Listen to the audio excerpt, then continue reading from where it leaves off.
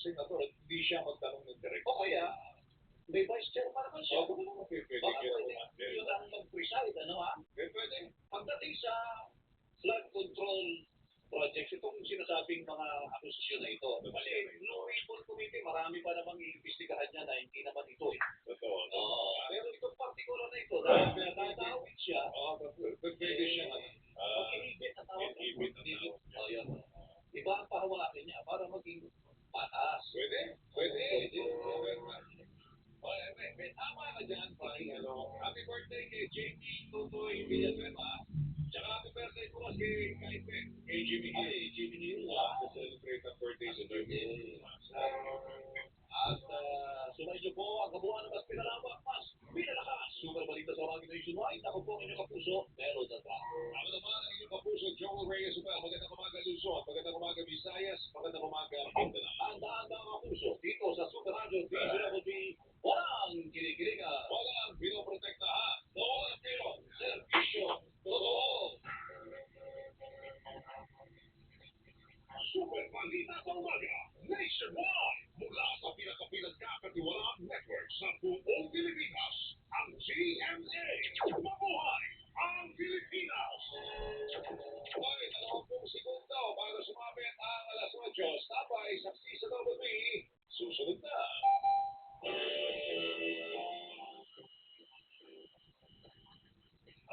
Balita, kinabi, anana, Operación 594. Ang inaalam mo, servisyo, totoo, kapuso nyo, sa radyo, walang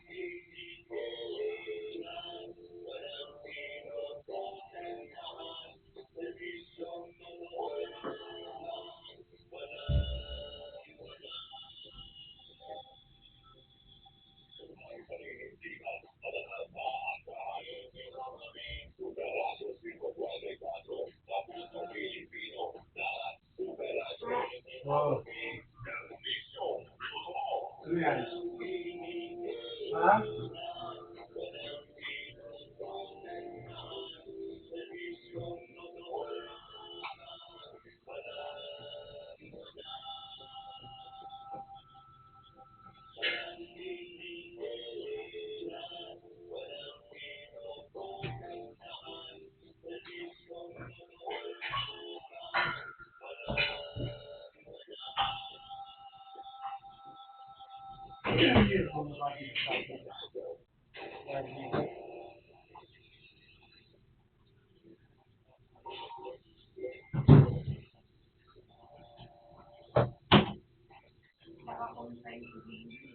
Huh?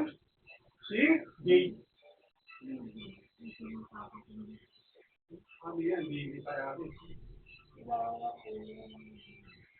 Hindi sabi nila Sasha. Hindi sabi Sasha. Kasi nung papasamahin nila. See?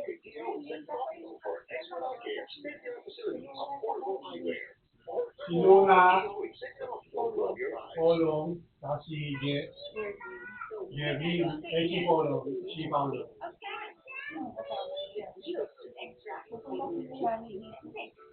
Parang isa sila.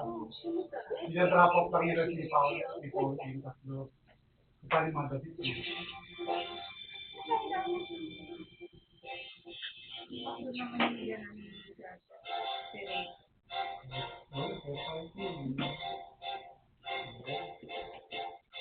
Pupunta ka ba doon?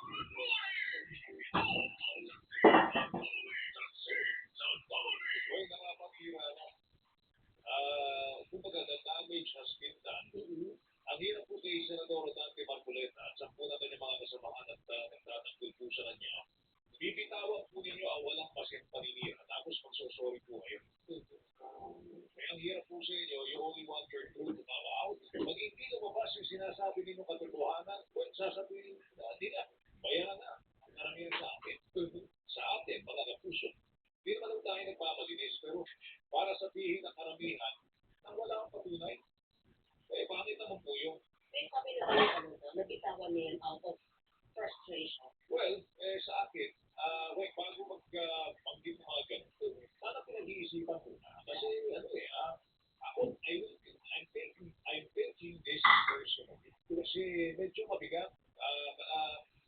Hinihimo ko rin kasamahan ko sa media na natandaan ko bilang taong gobyerno na siya po ang taong gobyerno nagsabi marami ho sa ating hanay ang bayaran ng walang pakundangan, ng walang pasihan. Mga kapuso na dapat pinipersonal po natin ang paglapastangan na ito sa ating komisyon. Kung baga, Wengay, markado na si Senator Marcoleta dahil sa kanyang binigay. Si Senator Alan Cayetano, nag-iiba ko, bakit daw yung narrative nila, yung kanyang sinabing siya pa rin ang Senate President, bakit wala daw sa headlines? Nasa balita Na naman na. naghahayaga? Nasa balita naman na. Sa ibig ko nandun yun. Kaya nga, alam mo ninyo, puting senador, ang trabaho po ng media ay ipalita ang nangyari, hindi po magdesisyon kung ano ba ang dapat interpretasyon yung sa mga nangyari. So, ano ba gusto ng headline? Senate has a new majority, but Cayetano still Report ka na naman. tubig. Tubig. Siguro para matapos na po ito, pumasok na po kayo. Pag nagpatawag po ng special session ng Pangulong Marcos, so pagkaalaman na po, di ba? Kung dapat na siyang manatiling Senate President o hindi. Kasi hindi natin malalaman kung hindi tatalo sa sesyon ang Cayetano faction. Ang halos lahat po ng legal luminaries na nakausap natin, Weng, ang hakbang ng Gatchalian Black ay legal at tama. Siguro paniniwalaan natin. Di ba? Ako nga din yung pinagdalawa. Hindi, kasi dalawang klase ng abogado. Abogado at saka abogado.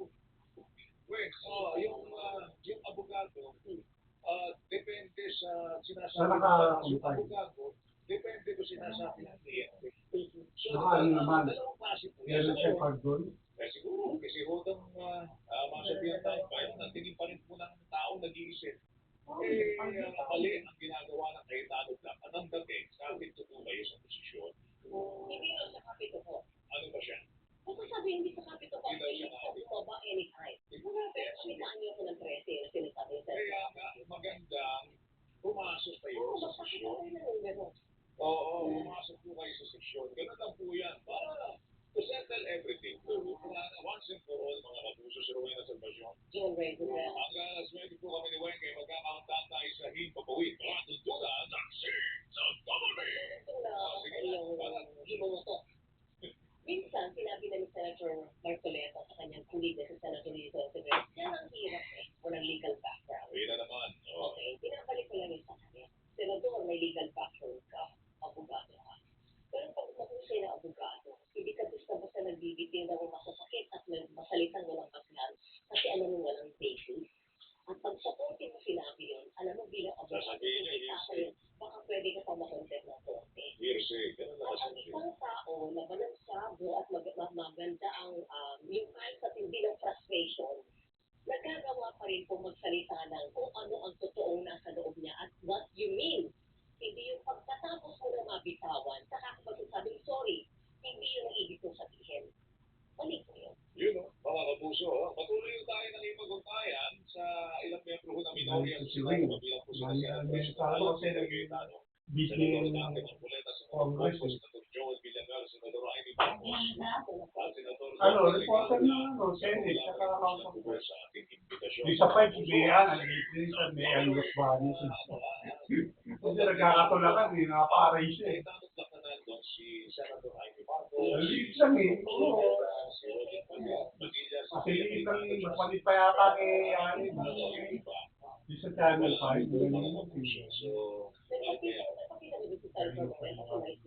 yun nga, ganun. Pero si Senator Bongo, Senator Joel, yung dalawang magkapatid, wala po doon, mga kapuso, no? Kasi nagtatago siya. Kaya tataka naman tayo kay Secretary John Vic. Secretary John Vic, hanapin nyo na lang si Bato. Huwag na kayo tumambay-tambay dyan sa Senado, kayo talaga. Kaya nga nandiyan niya, baka lumitaw eh. Sabihin, Weng, sige po, Senate President, kami po magpapadala po ng general.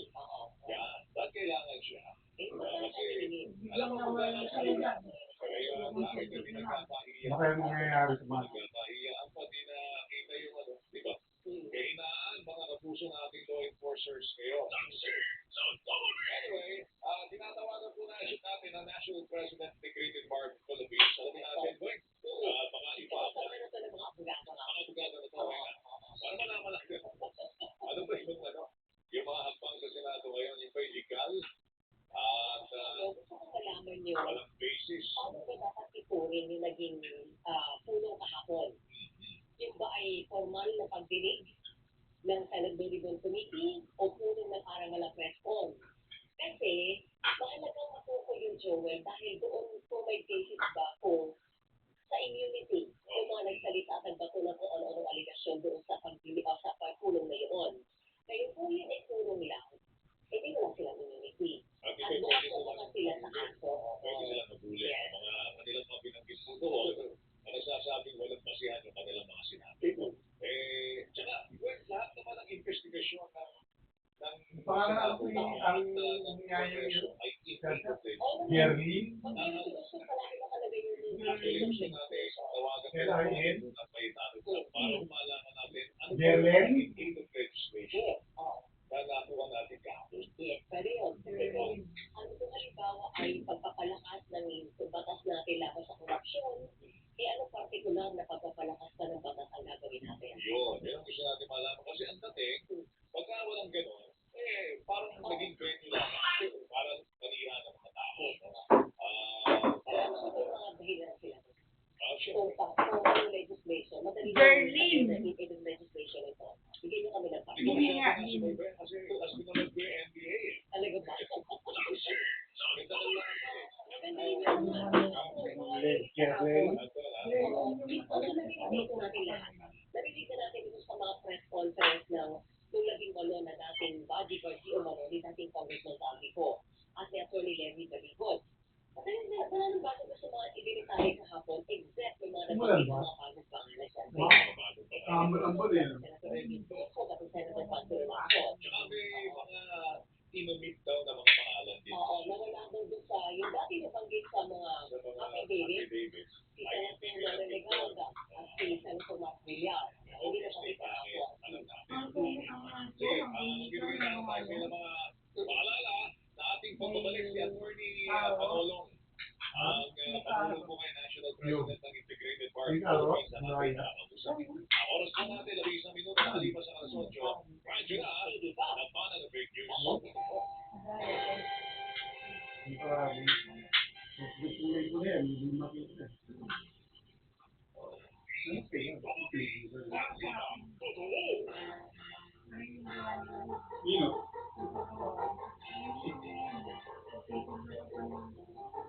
Hindi.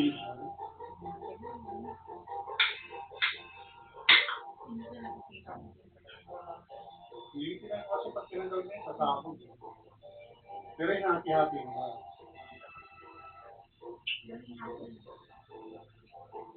Yung mga bangot.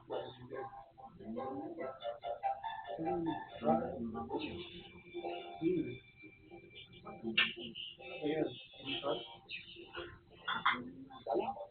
Mamaya. Isindagsing at buhay na kamalayan sa mga usapin ng bayan. Pagkakapuso tayo, mula umaga hanggang gabi, araw-araw. Dahil dito sa Super Radio, walang kinikilingan, walang pinaprotektahan. Doon at ngayon, sa isyong totoo.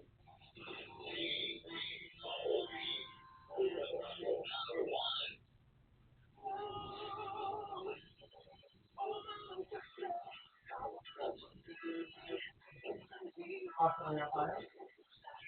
Nandun sa kaya. Ha?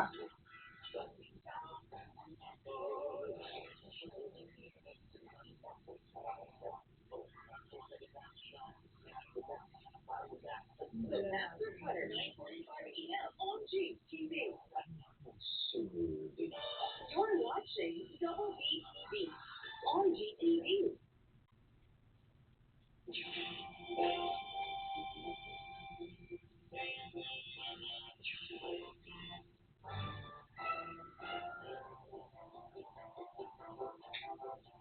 Ang narinig ko po sa may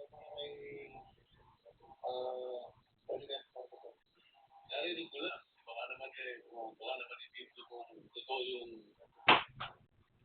Kasi nandun ka ba, nag-deliver? Kami po kasi yung nagtala doon sa Quezon del Sur. Sa dito po ang kasama ni Boss Alvin. Ako po sa Ilocos.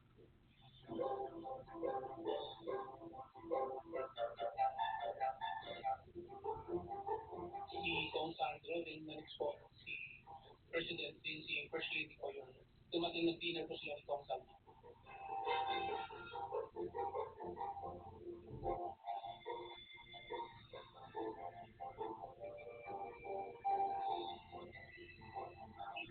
Evidence, siya madali kasi mag-grow. Lalo na po ang balak mo lang naman talaga ay mag-iba at mag-feeding tapos touching or stabilizer. So, dapat patunayan nila, bigyan nila tayo ng dokumento at hindi yung salita lang.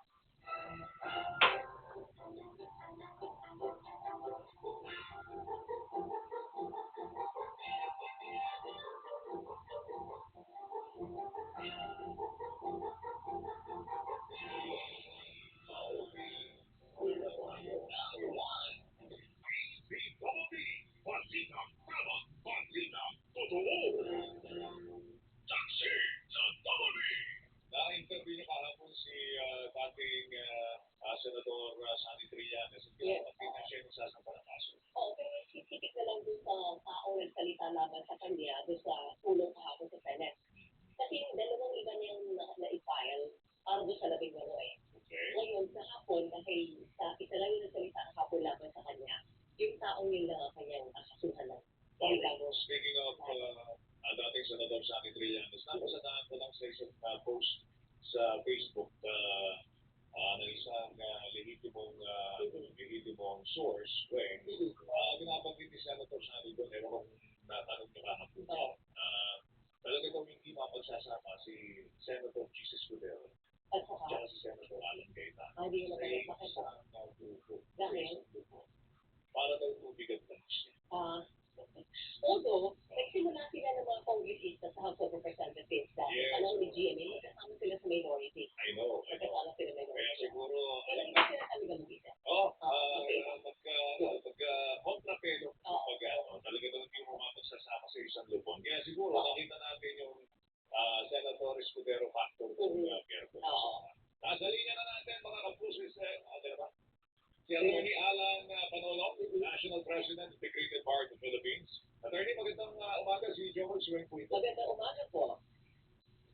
Hello, magandang umaga po, Joel, at magandang umaga po sa inyo lahat at sa ating mga masugid at taga-subaybay ng ating programa po. Maganda siguro, magabayan niyo kami at kung po sa nangyari po noong Miyerkules, ano po bang legal basis po nung pagpalit po ng liderato ng Senado kung makakuha sila ng poll?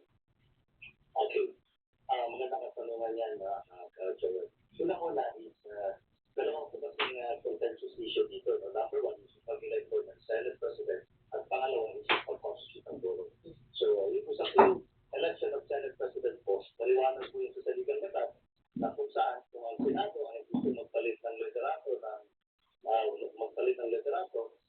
ay sa batas majority of all members. Ibig yung lahat po ng miyembro, yung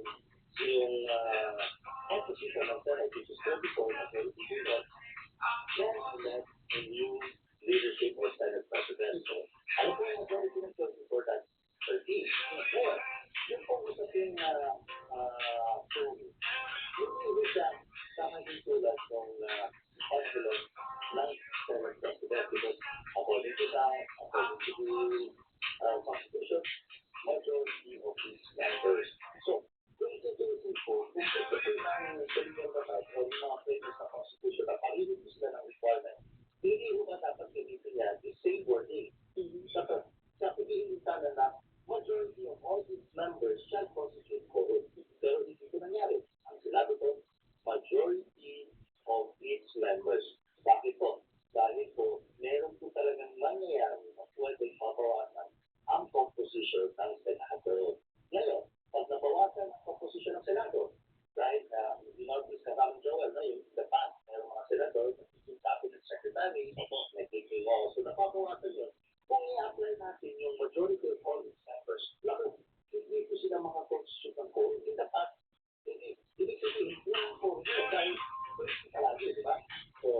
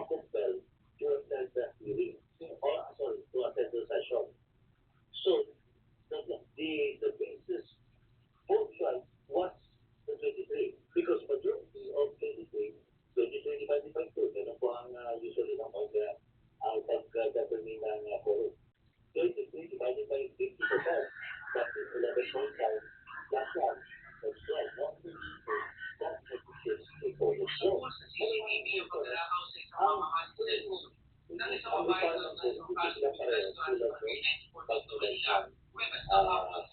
Ayon sa Metro Manila, sa biktima, wala ang kanyang phone na nagkakalaga ng Facebook ng piso. Matapos itong iwan sa kanilang face na habang kumukuha ng order sa counter, may sinasasang email na lalaki na kasuot ng police pero na pinagmamatchat sa dalawang babae sa restaurant. Bago tumayo sa serviso, sana ulit pagpuli ng kanilang order. Dahil pagkula niya kanyang cellphone sa mesa, makikita rin sa CCTV na makakuha sa kumano na lalaki ay hindi kundi sa profesyon ng mga biktima. Habang nalapit ito sa babae na Juan Tiberes. Ay Tiberes, ang tanong sa kanyang babae, paano punta sa iyong ito? Habang pinakusap siya ng babae, Base doon sa explanation ninyo, lumalabas na sorry, na tinatayo ang ground, yung pagiging Senate Pro Tempore at aking Senate President, may Senator Shereen Bessanian, tama mo ba yun? Yung gamot mo, Ang nangyari, proceeding during the June 3 to 2026 basically, it enjoys the presumption of the regularities. Now, the big part of it, they may actually petition or question the Supreme Court. So, gusto nilang masettle once and for all.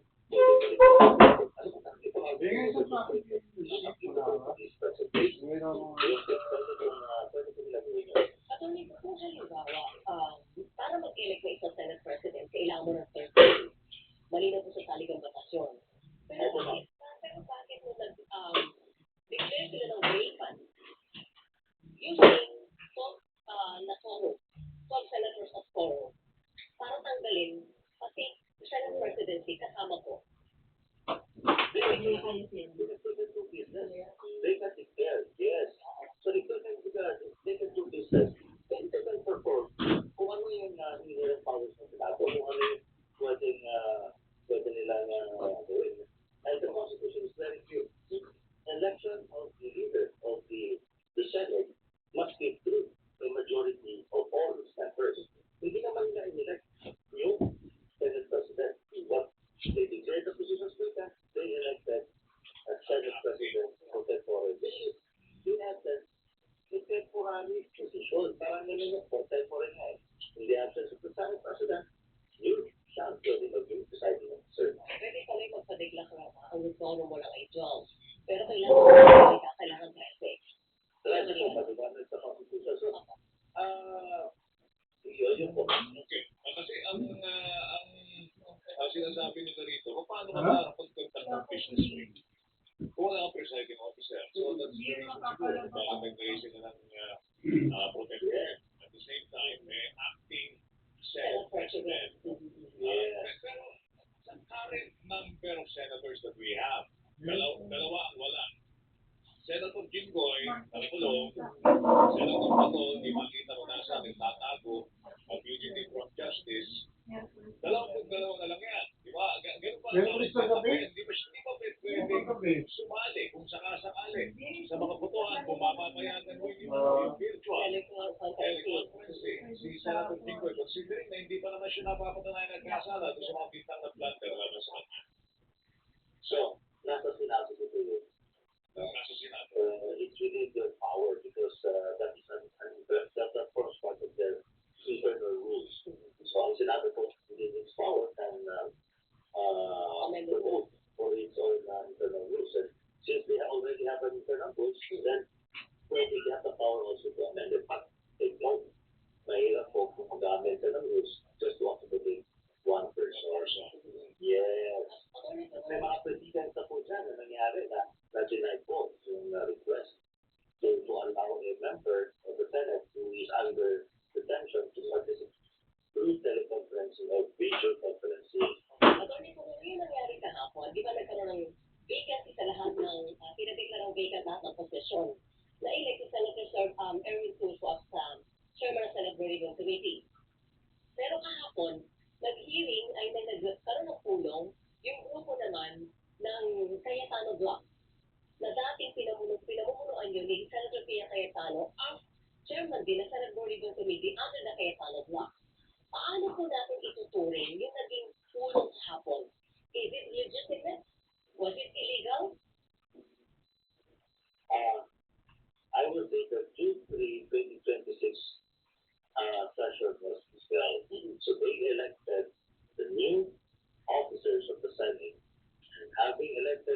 So they have replaced yung mga nakapagdating previously. So, having said that, kung halimbawa, committee is, say for instance, the Pluribus Committee, so ang may karapatan na mag-call ng hearing is the new chairmanship. So, ito po yun. So wala nang legitimacy yung Senate Blue Ribbon Committee o unquote yung nangyari kahapon. Hindi, wala na sila sa liderato. Okay. So ibig po sabihin, yung mga umarap po ba doon kahapon na 12 ay 18 na dating Sa paperbang pangalan. nagpakawala ng mga allegations, may immunity pa ba sila? Sa ilalim na legislative procedure? Oh, well, hindi ko po masasagot nung kasi hindi ko talaga nasubaybayan yung nangyari doon. No? And I am not really sure if they were extended immunity by that so-called committee. Okay. So kung halimbawa, if an office has the authority to or say a group has the authority to conduct business, so wala rin siyang kulang may na karapatan. Wala nga siyang legal personality. Wala rin pong may bigay na karapatan privileges.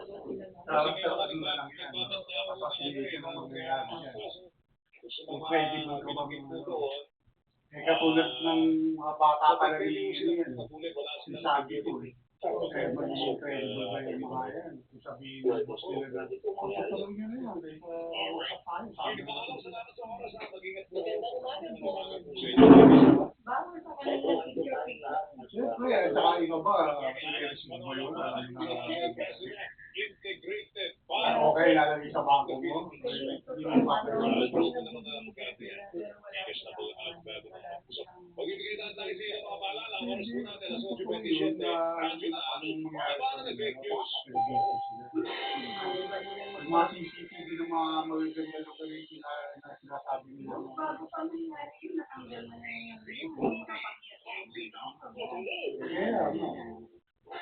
Hindi wala rin sila bibig. Pag wala yung bibig, wala rin. Circumstantial na yun.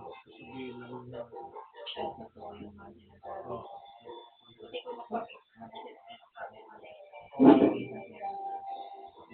Kahit na mga nakapaligod, di ba?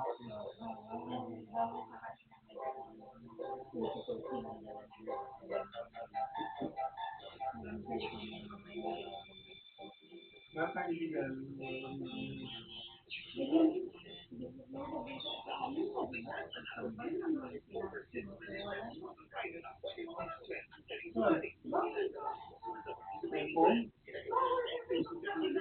Patayin mo.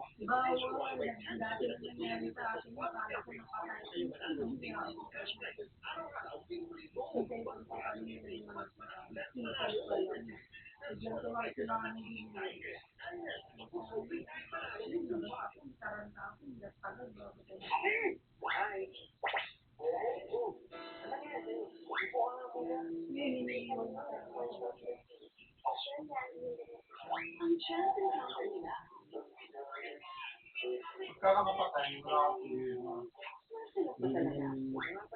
titigan ba yung gamit mo?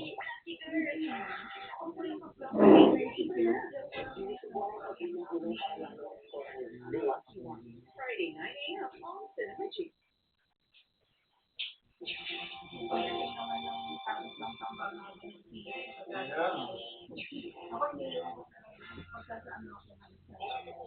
Narito ang Excellent Brazilian Process of Monitoring ng Department of Agriculture.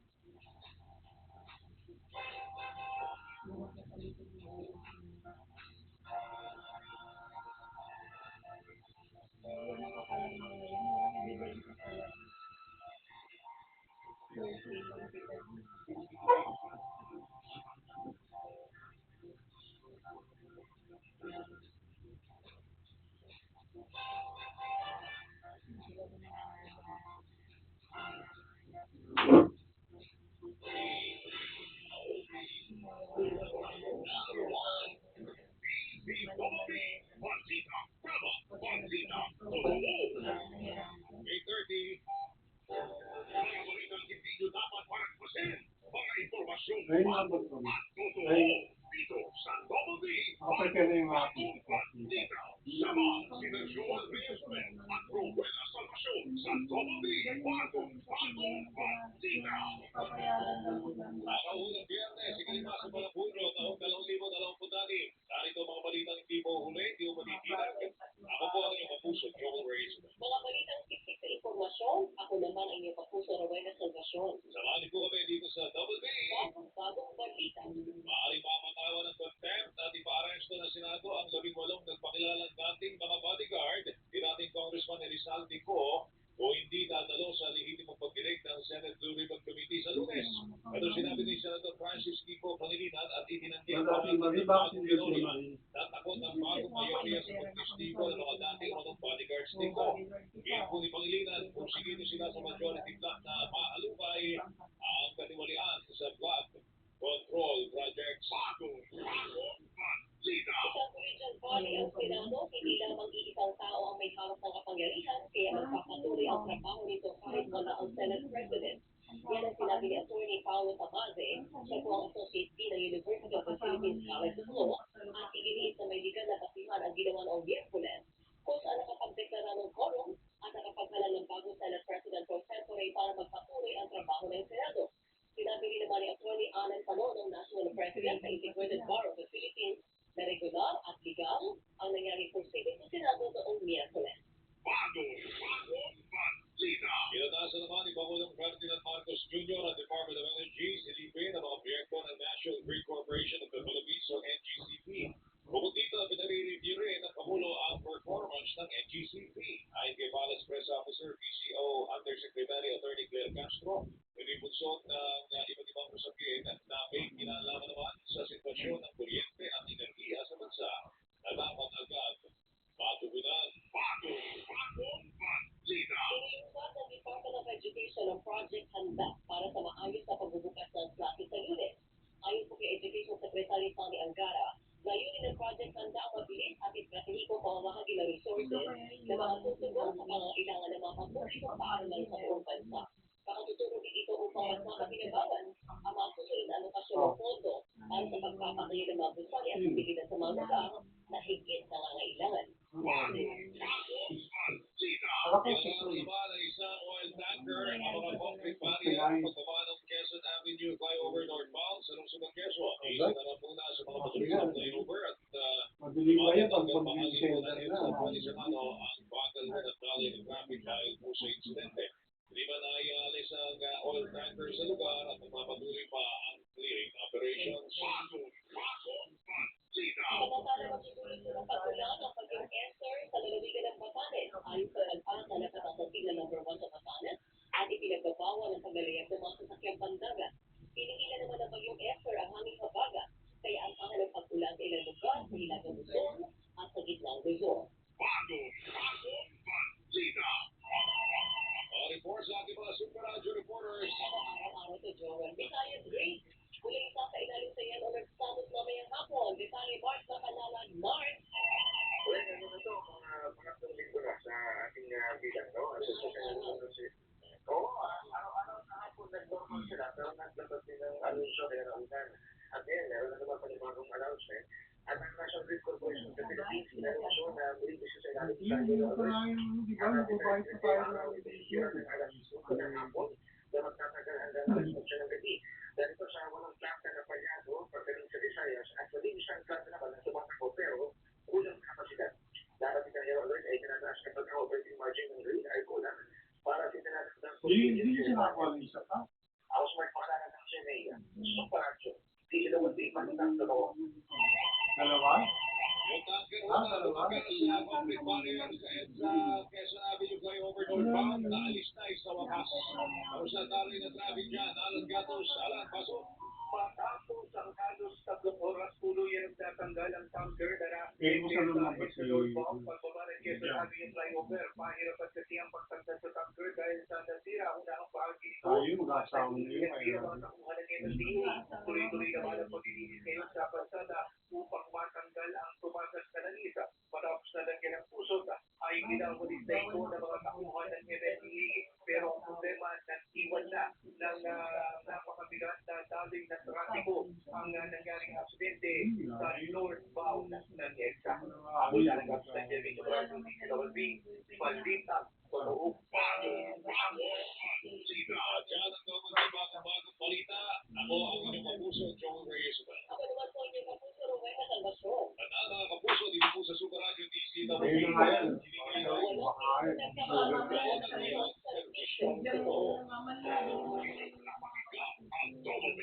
Good.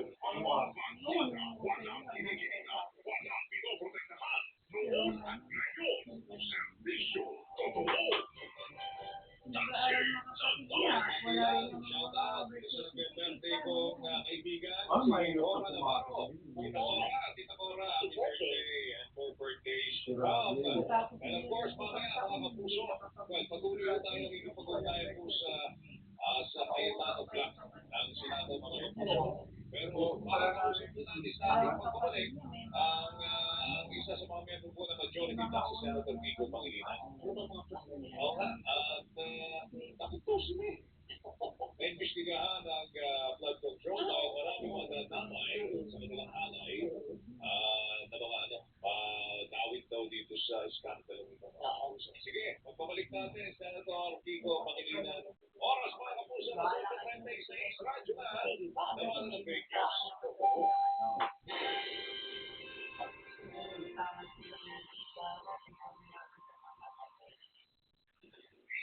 Bobby, Martina, Totoo.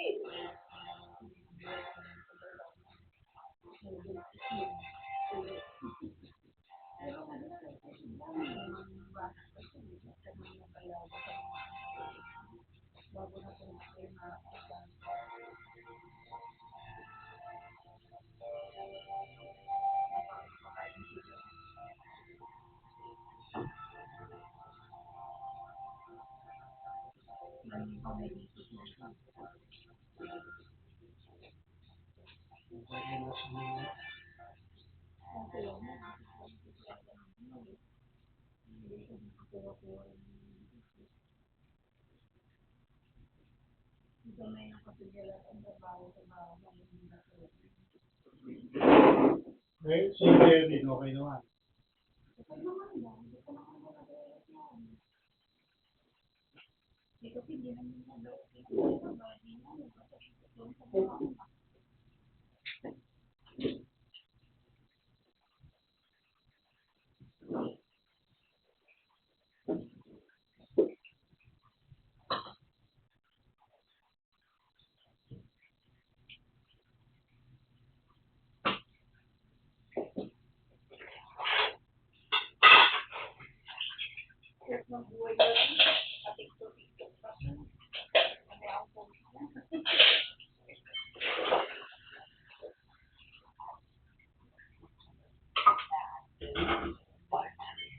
Found your father working his feet during you.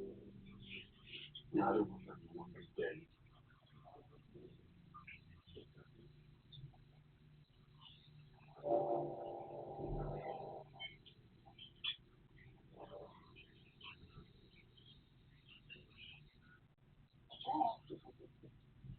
Go.